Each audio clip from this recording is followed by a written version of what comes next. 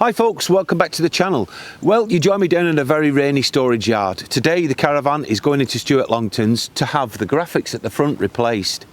About 18 months ago I noticed that they were starting to peel here and lifting up, because these are in 3 sections, and this one here, the retaining tape here was peeling, but also this graphic as well was lifting from this corner and peeling up. And you can press down on it there and it's loose, as you can feel it there. Now with this, it's not a simple case of just having that panel replaced, because they do fade in with time, so you have to have all 3 replaced. Now they need pre-ordering from Swift, from your local dealers. I wouldn't recommend this as something you'd try yourself, because you're going to need a lot of equipment in order to get up there, in order to fit these properly, and also peel these off as well.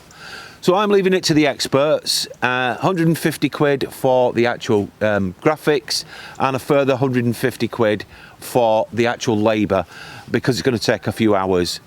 So I'm going to get it hitched up now, and we're going to get on the road to Stewart Longton's, and we'll have a chat probably after it's been done, basically because I'm not going to be allowed to film, unfortunately, at Stewart Longton's, because it is a health and safety area, and I understand the rules and regulations, and we need to keep safe. Well folks, it's been over 10 days and I'm pleased to say the van's back and the graphics have been done. And Stewart Longton's have done an absolute cracking job of these. Really impressed. They just look like they've just come out of the factory, and I'm really thrilled with it. Now, before it went in, I had a seam of tape holding this base graphic down to stop it basically peeling up any further. And when I did do it, I did notice that there was no sealant on the top of this grain gutter here.